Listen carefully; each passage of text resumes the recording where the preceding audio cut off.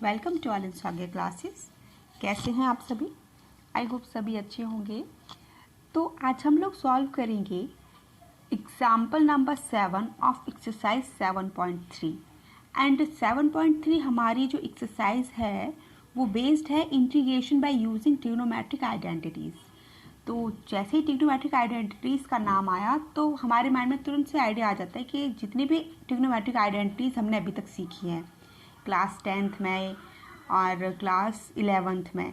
वैसे class 11th की trigonometric identities important है, मैंने पहले भी बताया हुआ है जब मैंने आपको डिफ्रेंशिएशन बताया हुआ था। ठीक है, तो इंटीग्रेशन हमने तो फाइंड करना सीख ही लिया है, थोड़ा थोड़ा सीखा है, मतलब अभी सब इंटीग्रेशन बाय सब्स्टिट्यूशन सीख लिया। उससे पहले एंटी डेरिवेटिव करके इंटीग्रल सीखा था हमने, मतलब एक्सरसाइज 7.1 एंड 7.2 कर लिया है बहुत अच्छे से। ठीक है, अब ट्रिग्नोमेट्रिक आइडेंटिटीज का यूज़ करके हम कैसे इंटीग्रल फाइंड करेंगे, तो 7.3 एक्सरसाइज हमारी इसी पर बेस्ड है। तो चलिए स्टार्ट करते हैं। Example number 7। एग्जाम्पल नंबर 7 का फर्स्ट पार्ट है हमारे पास, हमने इंटीग्रल फाइंड करना है cos स्क्वायर एक्स dx का। ठीक है, तो अब cos स्क्वायर dx डिफ्रेंशिएशन तो हमको इस ऐसे टर्म्स का बहुत इजीली करना आता था, बट इंटीग्रेशन में अभी हमारे पास कोई ऐसा मेथड नहीं आया कि हम इसको कैसे इंटीग्रेट करेंगे। बट हाँ, ट्रिग्नोमेट्रिक आइडेंटिटीज जैसे लिखा हुआ है कि ट्रिग्नोमेट्रिक आइडेंटिटीज का यूज़ होगा, तो तुरंत से हमारे माइंड में ट्रिग्नोमेट्रिक आइडेंटिटीज आएंगी। cos स्क्वायर एक्स हमारी किस फॉर्म में आता है, तो जैसे कि आपको याद होगा डिफ्रेंशिएशन में भी मैंने बताया हुआ था कि गोल्डन फॉर्मूले होते हैं हमारे पास। ठीक है, sin 2x का, cos 2x का, tan 2x का। वैसे most of time sin 2x and cos 2x बहुत काम आएगा, इनको बहुत अच्छे से याद कर लेना, बहुत अच्छे से समझ लेना। ठीक है, तो चलिए हमको देखते ही पता चल गया कि हमारा cos 2x का की आइडेंटिटीज यहाँ पर लगेगी। तो वो आइडेंटिटी क्या होती है हमें पता है, तो हम लिखेंगे वी नो दैट, हमें पता है क्योंकि आइडेंटिटीज हम पढ़ के आ चुके हैं। तो वी नो दैट क्या है फॉर्मूला हमारे पास, cos 2x is equal to, अब हमारे पास यहाँ cos स्क्वायर एक्स है, जबकि cos 2x के हमारे पास 3 फॉर्मूले आते हैं। ठीक है, बट हमें अकॉर्डिंग टू क्वेश्चन उन तीनों में से किसका यूज़ ज़्यादा बेनिफिशियल रहेगा या फिर किसको यूज़ करना चाहिए, अकॉर्डिंग टू क्वेश्चन हम देखते हैं। तो cos 2x का फॉर्मूला कौन सा वाला जिसमें cos स्क्वायर एक्स आता है, ये होता है cos 2x is equal to 2 cos square x minus 1। ये वाली आइडेंटिटी लगेगी। क्यों? क्योंकि हमें यहाँ पर क्या मिल गया, cos स्क्वायर एक्स मिल गया, और cos स्क्वायर एक्स ही तो चाहिए था। तो अब हम यहाँ से cos स्क्वायर एक्स की वैल्यू फाइंड करेंगे। तो हमारे पास हो जाएगा cos square x is equal to आ जाएगा cos 2x plus 1 divided by 2। Okay, अब cos स्क्वायर एक्स लिखा हुआ था, स्क्वायर का टर्म आ रहा था, कैसे इंटीग्रेट करेंगे, माइंड में 10 तरीके ख्याल आ रहे थे। लेकिन अब जैसे ही हमने इसको cos स्क्वायर एक्स की वैल्यू फाइंड कर ली cos 2x प्लस 1 अपॉन 2, तो देखते ही लग गया कि हाँ अब तो ईजिली सॉल्व हो जाएगा। ठीक है, देन देयरफॉर अब हम क्या करेंगे, cos square x dx is equal to, ये cos स्क्वायर एक्स के प्लेस पे अब हम ये वैल्यू पुट कर देंगे, ये वाली वैल्यू पुट करेंगे। ठीक है, तो ये क्या हो जाएगा हमारे पास, ये हो जाएगा cos 2x plus 1 upon 2 into D x. अब 1 अपॉन 2 तो कांस्टेंट है हमारा, तो ये 1 अपॉन 2 बाहर आ जाएगा इंटीग्रल के। ठीक है, तो ये हो जाएगा cos 2x plus 1 dx। Okay, अब बस अब तो आप देखते बड़े आराम से कर लेंगे क्योंकि हमने क्वेश्चंस कर लिए हैं इस टाइप के बहुत ज़्यादा, है ना। तो cos 2x dx आ जाएगा यहाँ पर, और यहाँ पर प्लस सेपरेट कर लिया, इस टर्म को सेपरेट कर लिया, इस टर्म को सेपरेट कर लिया, 1 dx। अब आ जाएगा 1 अपॉन 2 cos 2x का डिफ्रेंशिएशन, इंटीग्रेशन, cos 2x का इंटीग्रेशन कैसे फाइंड करेंगे। इन जनरल हमारा क्या होता है, इन जनरल हमने क्या सीखा था अभी, cos x का इंटीग्रल अगर हमने फाइंड करना हो तो क्या होता था, ये होता था हमारा sin x प्लस सी, ये होता था। ठीक है, बट हमारा अब यहाँ पर क्या है, 2 है, तो जब हमारे पास यहाँ पर 2 आ जाएगा तो इसका इंटीग्रल हो जाएगा cos 2x। ये मैंने समझाया हुआ था आपको पहले जब एक्सरसाइज करवाई थी ना 7.1, उसमें समझाया हुआ है।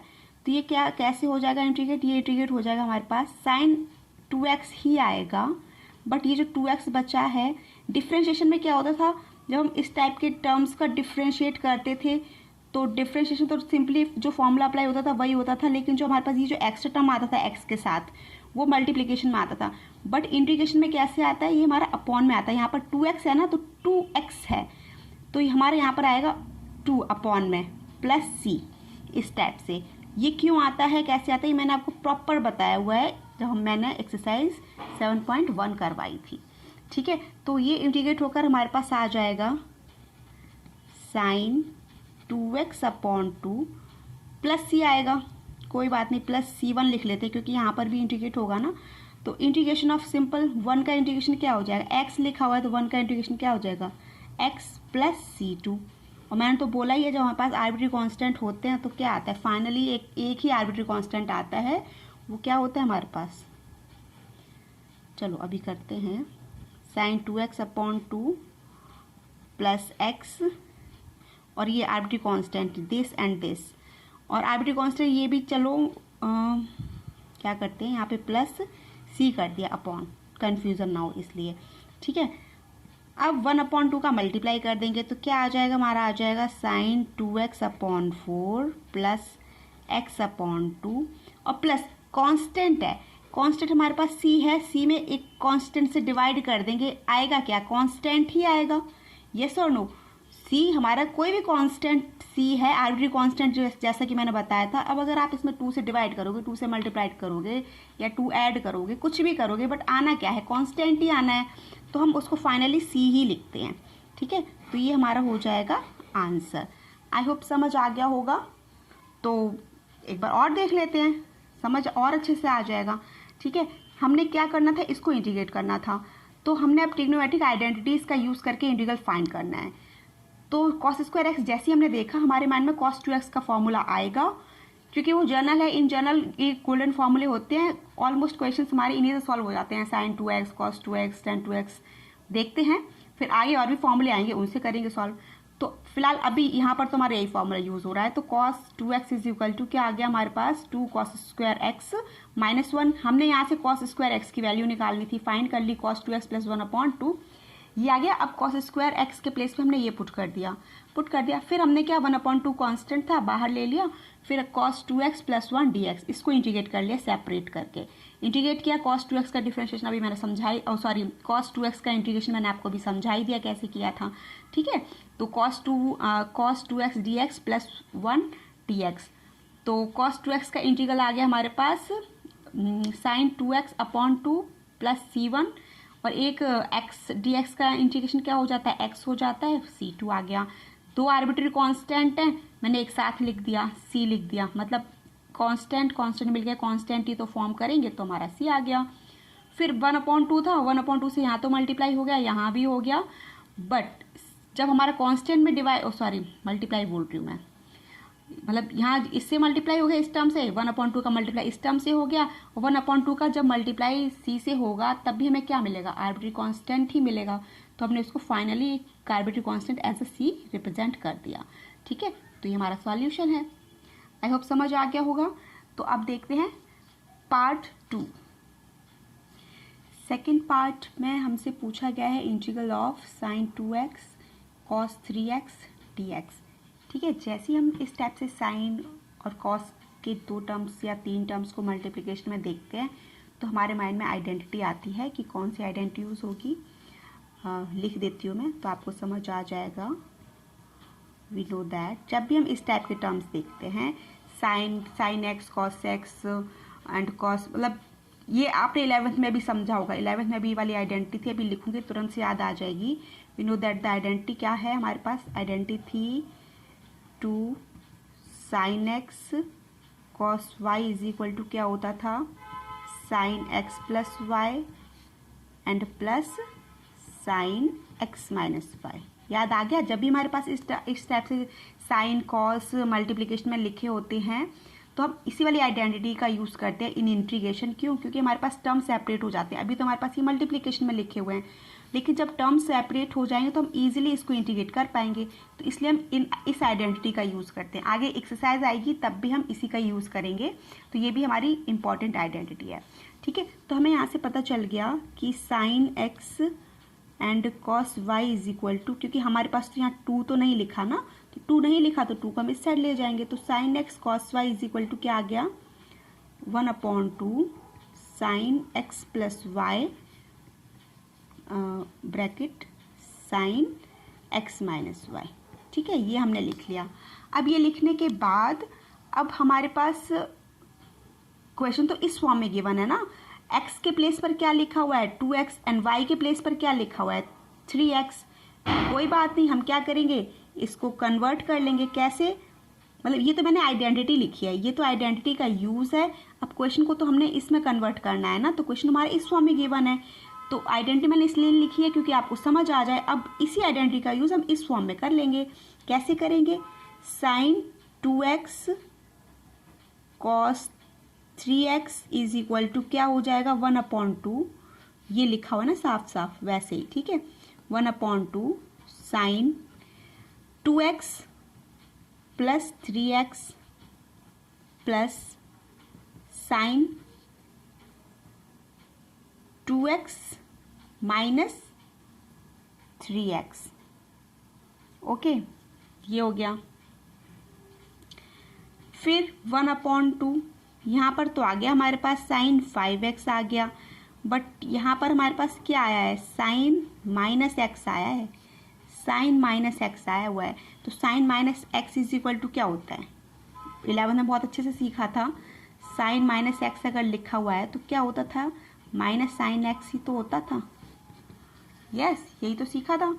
तो जब साइन माइनस एक्स लिखा हुआ है तो हमारा बाहर आ जाएगा, क्या बाहर आ जाएगा, ब्रैकेट माइनस साइन बाहर आ जाएगा। ठीक है, तो ये हो जाएगा हमारे पास sine 5x minus sine x। ठीक है, हमारे पास 2 टर्म हो गए, एक टर्म ये हो गया, एक टर्म ये हो गया, हम इजीली इंटीग्रेट कर सकते हैं। ठीक है, देयरफॉर अब क्या हो जाएगा, जो हमारा क्वेश्चन गिवन है वो लिख लिया हमने। क्या लिखा है, sine 2x cos 3x dx is equal to, integration का साइन लगा देंगे। अब इसके प्लेस पे हमने ये पुट करना है, हमने इसके प्लेस पे अब हमने ये पुट करना है। ठीक है, तो 1/2 तो कांस्टेंट है, बाहर ले लिया।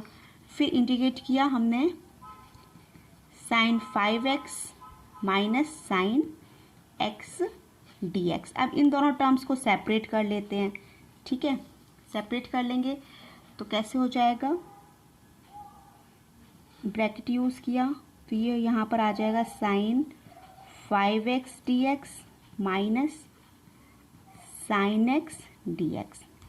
ओके, साइन x का इंटीग्रेशन तो आपको पता ही है, अभी जैसे cos 2x का यूज़ किया था वैसे यहाँ 5x को यूज़ कर लेंगे।